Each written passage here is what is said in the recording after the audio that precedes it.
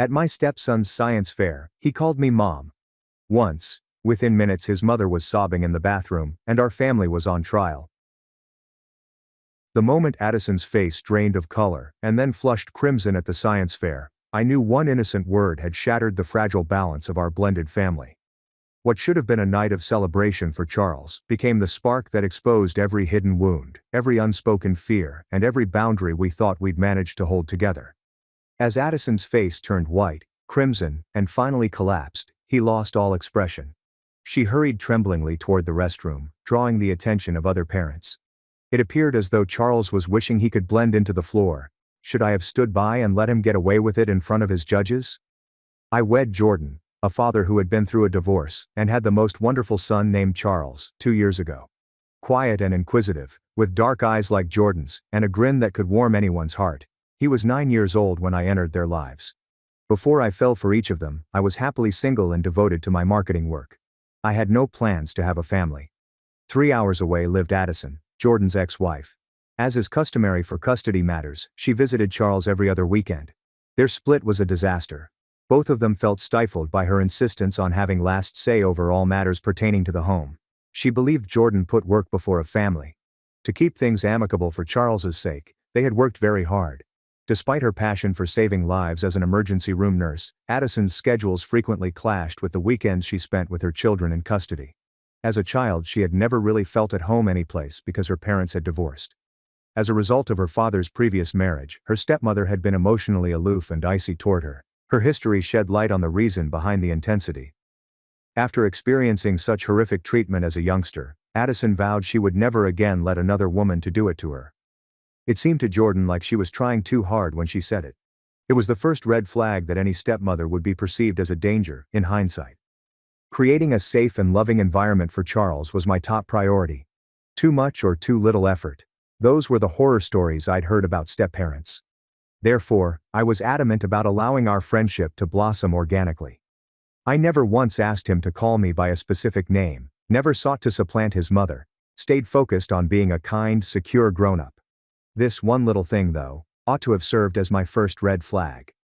During every custody exchange, Addison subtly brought up his wardrobe, hairstyle, and bag, to imply that I had some say in his day-to-day activities. "His hair looks different," she would remark, running her fingers through it. Also, people took note of his new shoes because I usually take him to my stylist, who knows exactly how he likes it. I always get a half-size larger pair of sneakers for him because I know how quickly his feet grow. Her remarks weren't malicious, but they were pointed enough to show that she had knowledge about her son that I didn't yet have. She seemed to have an intimate understanding of his teacher's expectations because of the way she would inquire about assignments. She would nod courteously in response to his comments on the food I had prepared, but then bring up the romantic dinner they had prepared for each other the weekend before. Initially, I disregarded it as my typical instincts as a protective mother. Prior to the divorce, Addison had been Charles's principal caregiver. The fact that she had observed shifts in his habits made perfect sense. Over the course of a few months, the remarks became increasingly critical, leading me to believe that she was struggling to adapt to sharing parental duties with a new partner. Addison took sure to reassure Charles that she had assisted with all of his prior projects and was familiar with the expectations of his professors when he brought up the fact that I had helped with his science project. She would bring up all the memorable family dinners they had when he returned home, giddy with enthusiasm for a new recipe we had tried. I felt like I was establishing my territory by making sure Charles knew I was only here temporarily, while she was here to stay. Then something else occurred, further complicating matters. Charles began to confide in me about issues he had never brought up with Jordan, such as bullying at school, his best friend's decision to hang out with older kids, and his insecurities about his intelligence and his struggles with advanced arithmetic. As he was growing up, I became a place where he could talk freely. Reason being, I was a woman, and could provide insight that Jordan lacked. It may have been due in part to the fact that I was a relative newcomer to his life, without the complex familial history that develops over time. Jordan was overjoyed that Charles felt safe enough to confide in me, even about things that normally would have embarrassed him. However, unlike traditional step-parents, I found myself becoming more ingrained in his emotional support system as a result of this relationship. He would particularly beg to see me whenever he had nightmares and would knock on our door. Since I didn't frighten him as much as Dad did, he would ask me to help him practice when he was anxious about presentations. Throughout this time, he never once referred to me as Mom. In the past, whenever he wanted my attention, he would either stop calling me anything or simply use my first name. However, our connection was growing in a way that seemed good for us. Whenever work kept Jordan away, I made it a point to attend school activities and soccer games, where I could cheer from the sidelines and capture images to share with him. As we talked about our children and parenting styles, the other parents thought I was Charles's mom. Since I was his stepmother, I would gently correct them, although many people didn't notice the difference. In the meantime, Addison's remarks were becoming more than just passing remarks. After our chats, she began to interrogate Charles. When Jordan wasn't here, what were we talking about? Was I suggesting topics he could have a conversation about with her instead? After Charles brought up the fact that I had helped him make sense of certain questions he had about growing up that he was too shy to address his dad, Addison and Jordan had a lengthy 45-minute phone conversation regarding healthy limits. She insisted that Charles should wait to join her in particular conversations so that she could give him the full picture. The discussion became contentious. Charles was obviously benefiting from having another reliable adult to speak to, and Jordan noted that children don't typically plan inquiries around custody situations. The criticism, though, was clearly taking its toll on him. He began to appear anxious during chats, as if trying to prevent any potential drama. I did my best to remain neutral during the brawl. I would smile nicely and change the subject whenever Addison made passive-aggressive remarks on my role. I would always let him explain things when she questioned my decisions over Jordan's custody, even though I felt more like an employee than a family member. Charles and I had a strained relationship because of the stress. I started being extremely cautious with any photographs that featured him on social media. I worried about how Addison would perceive even the most basic decisions, like staying up later on the weekends or having ice cream after school, because I knew she was incredibly analytical. Jordan saw that I was becoming more wary and wanted to know whether I was all right. I went into detail about how being authentic and unprompted was a constant challenge whenever I interacted with Charles, since I always felt watched and scrutinized. He wanted to get Addison to stop messing with our family dynamics but was afraid if he did, the tension would rise. Who knows? Maybe I was just reacting too strongly to the relentless scrutiny. I told myself that when Addison began asking Jordan in-depth questions about Charles's routine every time he was around, getting ready for the day, lunch, homework assistance, communicating with teachers, and spending time outdoors. As a child, Jordan thought her meticulous questions were wonderful examples of attentive parenting, even though they were a bit much. Since before their divorce, he had learned to give information without being defensive due to Addison's active participation in Charles's life. However, inquiries intensified and multiplied. Details unrelated to Charles's welfare, such as family regulations, disciplining methods, and even the marital status, were what she sought. Was it in his presence that we argued? During his time at home, did I host any friends? Did we set reasonable limits on adult talk when kids were around? The feeling of being judged was something I brought up, but my friends believed I was being too sensitive. An employee named Rachel mentioned that after a divorce, all parents go through a period of adjusting to their new relationships. After Addison saw I wasn't trying to damage her bond with her son, my sister said she would relax. It was downplayed by everyone. It took time and adjustment for blended families to settle in, but I felt watched in my own home, and my confidence was taken aback by the incessant questioning. When Charles, who was meant to be spending time with his father's family, began receiving direct calls from Addison inquiring about his day, meals, activities, and feelings, the situation became unbearable. He felt probed and nervous about giving the appropriate answers during these calls, which lasted 35 to 55 minutes. One night, as he paced the kitchen with his phone pressed to his ear, I overheard him describe his dinner and whether or not he had finished his schoolwork before turning on the TV. Instead of talking to someone who loved him, he appeared stressed and fatigued when he hung up the phone, as if he had just finished a challenging exam. It was then that I understood Addison's desire to always keep tabs on everyone. Charles felt immense pressure to live up to his mother's expectations of him as a model child, while he was in our care. Loving this child and making him feel at home in our blended family was my only goal. Carefully avoiding someone else's vulnerabilities somehow became the norm. When I saw Charles sobbing in his bed following a weekend visit, the first receipt, albeit modest, was impossible to overlook. I had been instructing him on the fundamentals of cooking, he said, including how to make scrambled eggs, grilled cheese, and basic spaghetti. These were, in Jordan and my opinion, really useful life skills. We began because Charles expressed an interest in helping out with dinner preparation, and I loved spending time with him in the kitchen while we spoke about his day. However, Addison's reaction was one of tears when Charles excitedly shared with his mother his plan to make his favorite breakfast by himself. It had always been her intention to pass those recipes on to him when he was older. Now I had to rush to be there before the mother and child could enjoy those precious moments together.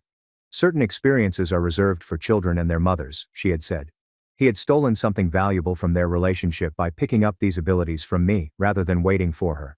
It broke Charles's heart that he had unintentionally caused his mother pain by gaining independence.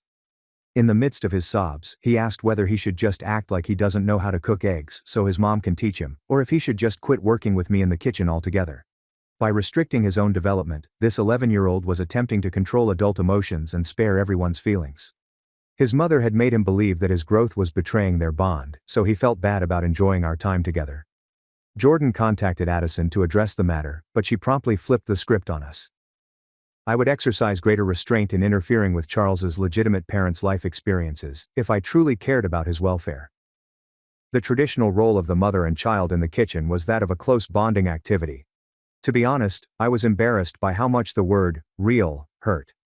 Charles began asking questions that showed his bewilderment and worry about family relations in receipt number 2, which made denial tougher.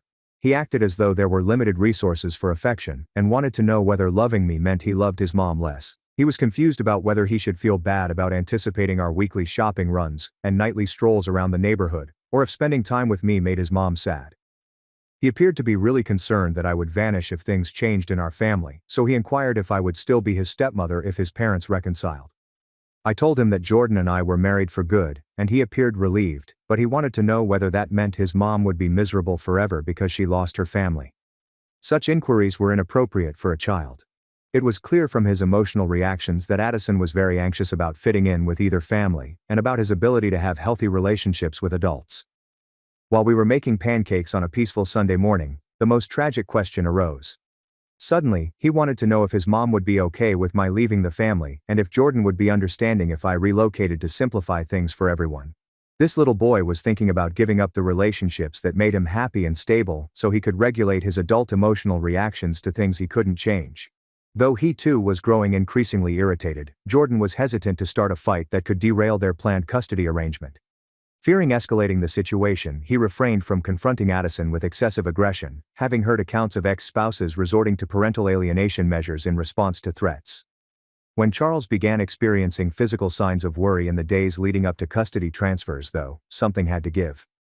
On the morning of his scheduled visit to his mom's residence, he experienced stomach pain. Absenteeism the day prior to household changes. Uncomfortable even with routine family interactions due to emotional landmines. I mentioned the possibility of reducing my involvement in some activities until Addison felt more comfortable.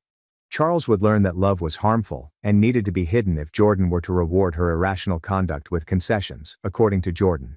An impossible situation has us ensnared. The third receipt put a stop to the discussion on whether Addison's actions were typical when she dropped by Charles's school unannounced one day while he was with us to see how he was doing in class. Because Jordan hadn't approved any school visits, and Addison wasn't scheduled to have custody that week, the instructor was perplexed. While Charles was in our care, his teacher had been calling frequently to inquire about his conduct, grades, and social interactions. The school had to call to make sure Addison could meet with her. She had also been inquiring with instructors about Charles's remarks about our household, whether his academic performance changed when he was with his dad versus when she was there, and whether he ever brought me up. The school counselor contacted Jordan to voice her worry about adults using Charles in their disputes. They had noted that he was uncomfortable talking about our home life and avoided bringing up anything having to do with me, even in light-hearted conversations. I then understood that Addison's insecurities weren't limited to my connection with Charles. She treated our home as if it were a hostile place requiring constant monitoring and control, and she was using third parties to inquire about his dealings with me. Because of the unwanted calls and visits, Jordan was enraged. He contacted his attorney to discuss revising their custody agreement to establish ground rules around the monitoring of Charles's activities in both homes, and to address their communication needs regarding school. However, I learned something new that altered my entire understanding of the matter before any legal action could be done. While I was arranging Jordan's paperwork at his home office as a surprise, I discovered a folder labeled custody documents that had slid behind his filing cabinet. I had never seen legal documents like those within.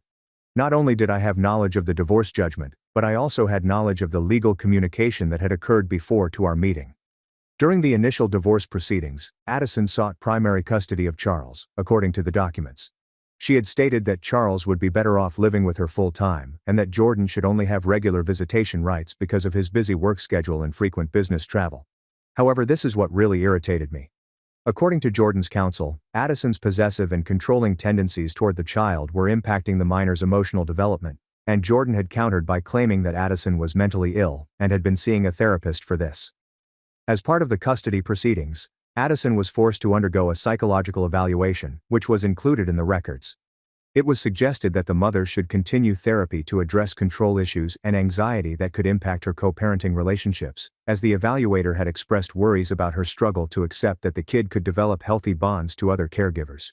Pages upon pages of documentation showed that Addison had grown abnormally distressed over seemingly innocuous children activities, such as Charles's time with babysitters, his friendships with classmates whose parents she had never met, and even his connecting with his preschool instructor. According to the evaluator, Addison saw any good connection Charles had as a danger to her link with her mother. What was most disturbing was a letter that Addison's therapist wrote to the court, in which she admitted that her client was a kind mother, but also suffered from abandonment anxieties related to her own background. These fears showed up as efforts to restrict her client's social interactions. All of this, Jordan had never disclosed to me. At last, the folder's most recent document, a 3-week-old letter from Addison's present attorney to Jordan's lawyer, was revealed. It laid out a fresh plan to challenge our custody arrangement, but in a different way. Instead of saying Jordan wasn't suitable, they were going to say that I was alienating the parents by making Charles see me as a mother figure. They intended to utilize school personnel's statements, evidence of Charles referring to me as mom, and the opinions of experts on the psychological harm that can result from step-parents taking over a child's care as a parent, to prove my boundary violations, as outlined in the letter. The worst part, though, was a note that Addison supposedly wrote and attached to the back of the letter, which she apparently sent to her lawyer. Charles began phoning Anna's mom at my urging, although Anna has no idea about it. In the hopes that she would be so naive as to support it rather than rebuke him, I brought it up during one of our phone conversations. This proves that she is attempting to oust me. Attempting to make sense of what I was reading, I sat in Jordan's office, fixated on that note. As part of her legal strategy to establish I was overstepping limits, Addison had tricked her own son into calling me mom. I had been unwittingly playing into her trap every time Charles had called me mom, and I had smiled, or responded genuinely. His real mother had contrived to use the sweet, innocent moments I had cherished as proof that I was involved in something wrong.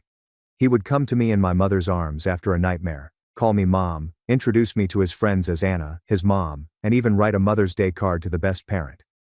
In her pursuit of a stronger legal case, she had been prepared to dazzle and manipulate her own child's emotions.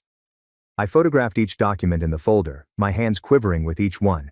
I required Jordan's explanation for keeping this information from me, and I also required proof in case Addison attempted to destroy the documents. I sat at the kitchen table with all the printouts of what I had found when Jordan returned home that evening. "We should have a conversation," I said as I passed him the papers. As he acknowledged my finding, his complexion turned pallid. "Anna, I'll tell you what happened.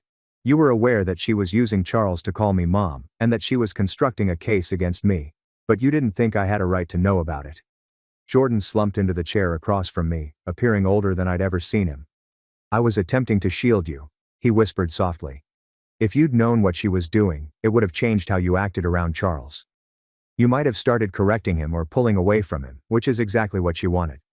So instead, you let me walk around thinking I was building a genuine relationship with my stepson when really I was being set up." "Your relationship with Charles is genuine," Jordan stated with conviction. "What Addison suggested might have planted the seed, but Charles's feelings for you are real. Kids don't fake the kind of attachment he has to you." "But how can I trust that? How can I trust any of it now?" I was grabbed by Jordan's hands as he extended over the table. "Because I've watched you two together for 3 years. I've seen how he lights up when you walk into a room, how he seeks you out when he's upset, how he talks about you to his friends.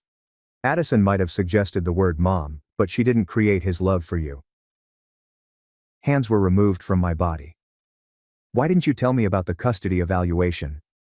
About her history of trying to control his relationships?" "Because I hoped things would be different with you. Her therapist said she was making progress, and I thought maybe having some distance and seeing Charles happy in our home would help her accept that he could love more people without loving her less. But instead, she escalated into actively sabotaging our relationship. Yes, and I should have warned you what we were dealing with. I'm sorry." Overwhelmed, I gazed at the papers laid out on our table. There's more, Jordan. According to this letter, she's been planning a new custody challenge. She wants to claim I'm alienating Charles from her. Reading the lawyer's letter made Jordan's jaw tighten. This is insane. Anyone who spends 3 minutes with Charles can see that we encourage his relationship with his mother, but we don't have proof of that. We now have evidence that her son refers to me as Mom, which was evidently her desired outcome.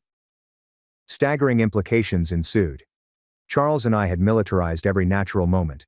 Responding favorably whenever he called me Mom only served to strengthen Addison's claim that I was attempting to usurp her position, and I said, "What are we going to do now?"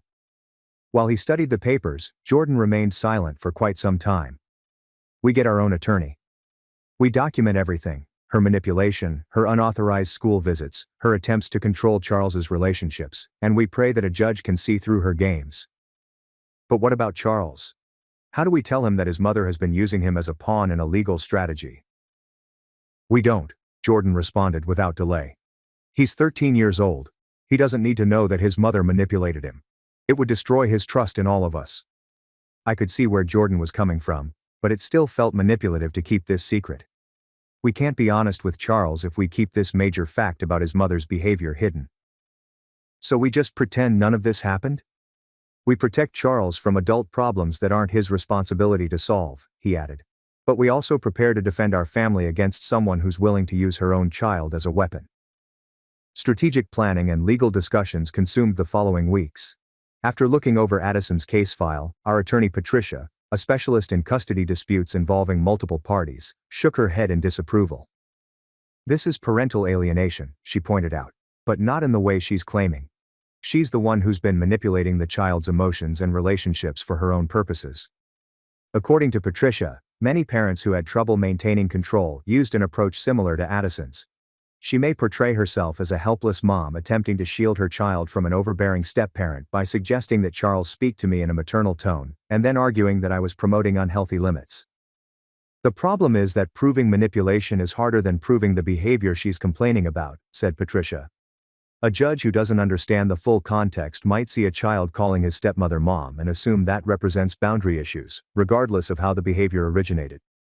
We devoted a great deal of time to gathering evidence for our defense, which included detailed records of every friendly exchange between Charles and his mother, as well as any efforts we had made to involve her in extracurricular activities and school events. I knew Addison was manipulative, but I didn't know how to act normally around Charles. His constant use of the term Mom made me question whether his adoration was sincere or just habitual. Knowing that his mother had planned every tender moment with us for tactical reasons spoiled every one of them. Jordan saw that I was getting more and further away and confronted me about it. "You're drifting apart from him," he remarked one night after Charles had fallen asleep. "He's starting to notice and it's confusing him." "I have lost all sense of reality," I said.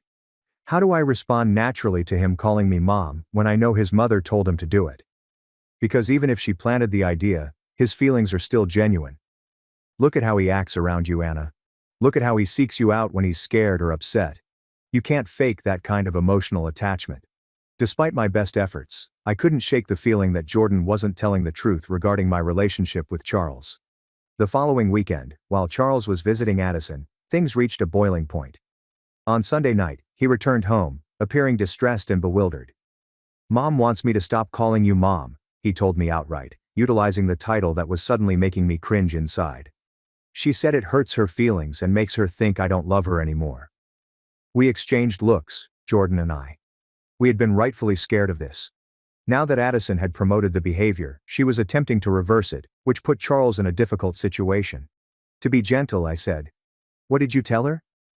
"I told her that I love her, and I love you too, and that calling you Mom doesn't mean she's not my real mom." But she started crying and said that if I really loved her, I'd understand why it makes her sad.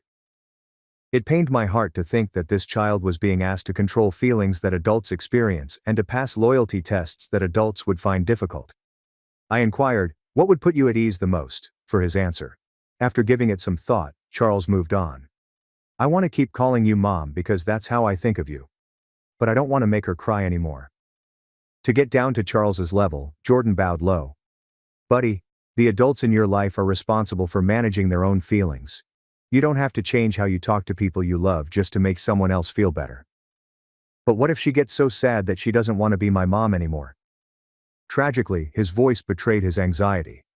The boy had internalized the belief that his genuine feelings posed a threat to the people in his life, according to the reality that Addison had constructed for him. In that instant, I decided to do something I had been putting off for weeks. "Charles," I remarked as I took a seat beside him, "I need you to know that no matter what you call me, Mom, Anna, or anything else, it doesn't change how much I love you, or how important you are to me. And your mother will always be your mother, no matter what anyone else does or says." Really? Really? Adults sometimes have complicated feelings about sharing people they love, but that's our problem to work out, not yours. Although Charles appeared to feel some relief, I could see that he was still struggling to satisfy everyone. Jordan and I had a lengthy discussion that night after Charles had fallen asleep over the future of the issue. "We must inform him," I finally stated. "Not everything, but something. He's carrying so much guilt and anxiety about his natural feelings, and he deserves to understand that he's not responsible for fixing adult problems." Despite his initial reluctance, Jordan came around and agreed that Charles required an explanation that was suitable for his age as to why the grown-ups around him were reacting so strongly to everyday family interactions. The following day, we had one of the most difficult conversations of my life with Charles. We broke it down into easy terms, but it can take adults some time to adjust to new relationships once a family changes. We let him know that his mom was concerned about his always thinking of her as his mom, and that it was hurting her to hear him call other people mom as well. We reassured him that it was wonderful to have many caring individuals in his life, and that he should never feel the need to repress his emotions or alter his expressions of affection in order to preserve his mature feelings. Above all else, we assured him that our commitment to being there for him for as long as he needed us to be, regardless of custody arrangements or legal matters. Although he was curious and asked a few questions, Charles appeared relieved to finally understand the source of the anxiety he had been feeling. "So, it's not my fault that Mom gets sad when I call Anna Mom," said he. "It's completely not your fault," Jordan stated with conviction. "Adults are responsible for their own feelings. And you don't have to choose between loving me and loving her. Decisions are never forced upon you," I assured him. "Love isn't like pizza where there are only so many slices to go around. You can love as many people as you want without running out." After what seemed like an eternity, Charles finally cracked a real carefree smile. Unfortunately, our respite was fleeting, as Addison's legal maneuvering was only in its infancy. At that point, the backlash started. After learning that Jordan had contacted his lawyer, Addison contacted us to accuse us of attempting to restrict her contact with her son Charles, even though our only intention had been to shield him from adult drama. Claiming that I was causing Charles to become estranged from his mother, and that Jordan was complicit in this because she failed to establish reasonable limits, she threatened to file for modified custody. The inaccuracies were so twisted that they caused irreparable harm. By making Charles feel bad about caring for me, Addison was isolating him. Instead of acknowledging that she was reacting negatively, she cast my presence as the issue. She began to contact other adults in Charles's life, such as his coaches, teachers, and friends' parents, to voice her worries about him when he was visiting his father's relatives. She refrained from making specific charges, instead asking leading questions to gauge whether they had observed any changes in his conduct that could suggest issues at home. Without knowing the whole story, the people I trusted rallied behind her. It was brought up by Charles's soccer coach to Jordan that Addison appeared very worried about what was happening at our house, which led Jordan to suggest that maybe we should all talk more. I began to get inquiries from my own mother over whether I was taking on too much of a parental role too soon. To make sure I wasn't making Charles feel awkward, she wanted to confirm what someone in Addison's extended family had told her about boundary concerns, subtly urging everyone to be aware of the nuances of mixed families and to honor the emotions of the original parent was even suggested by Jordan's own parents. Despite adults' best efforts to conceal it, Charles could feel the tension. He became quite cautious around me, obviously worried that his mom would reprimand him if he showed her any attention. In order to make someone else feel better about themselves, I felt like he was erasing me from his life. The situation became more costly when Addison obtained the services of a family law attorney and requested a modification of Charles's custody, asserting that he was not being adequately protected due to the presence of inadequate parental boundaries. She wasn't trying to cut into Jordan's visitation time, but she did want me to stay out of parenting decisions and have to go via her for any school-related correspondence.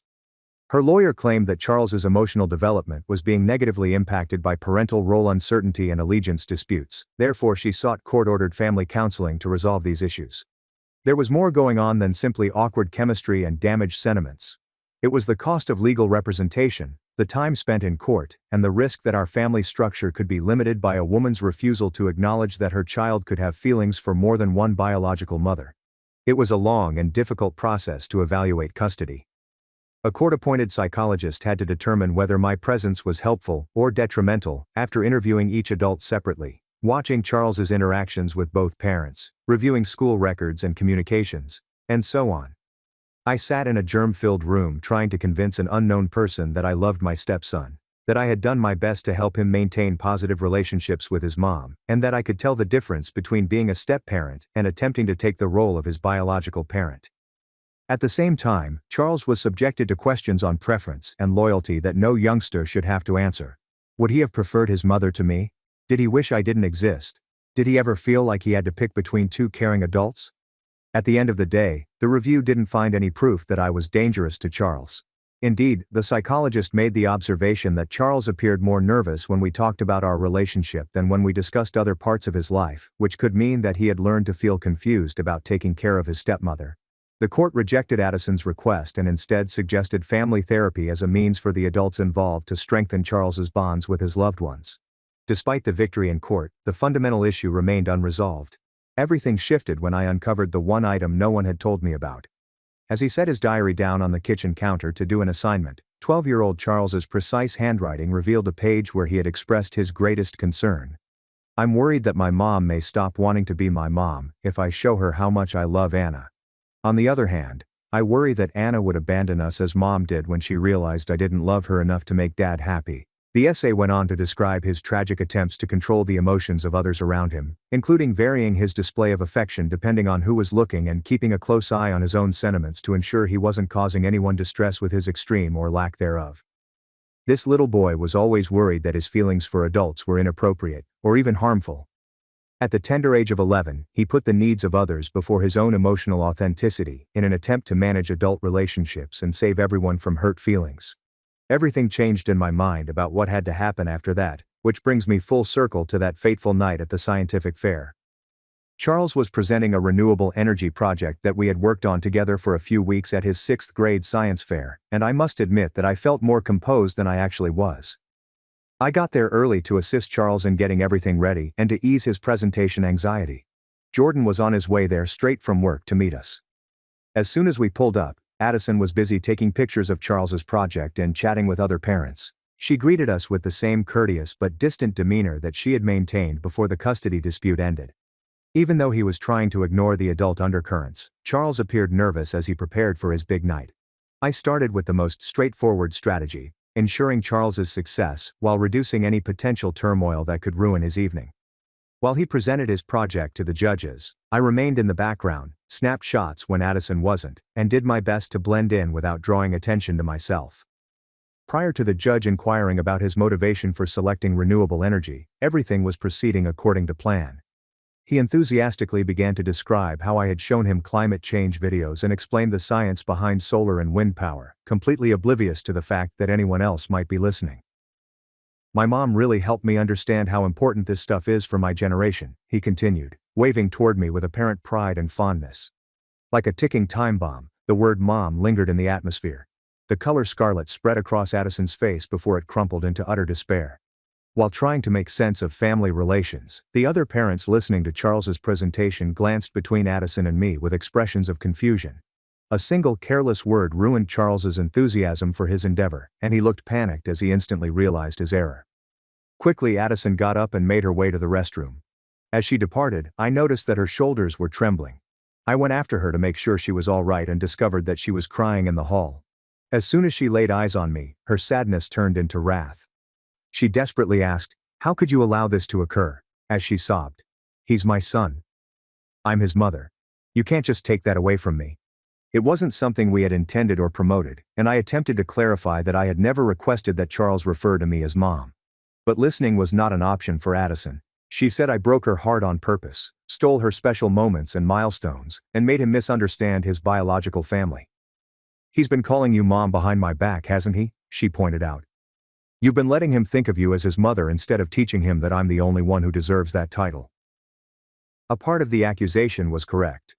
It felt natural and sweet when Charles started calling me mom sometimes while we were alone, so I didn't contradict him.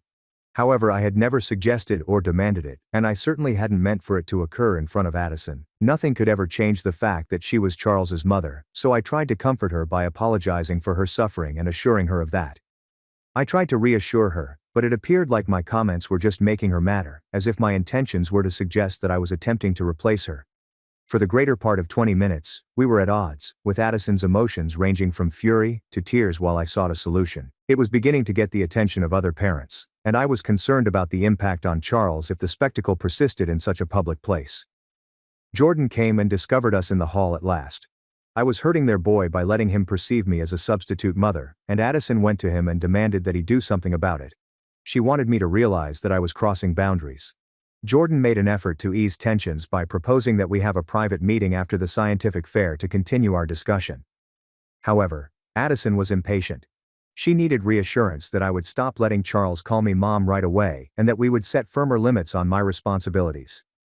In an effort to defuse the situation and get through the remainder of his school function, I reluctantly agreed to urge Charles to use my first name instead of mom, particularly when his mother was around. Although he didn't challenge me in front of Addison, Jordan appeared dissatisfied with this compromise. We went back to the science fair and made it through the evening, but it was already too late. Charles seemed distressed that his pride had devolved into family strife. He remained silent and reserved throughout.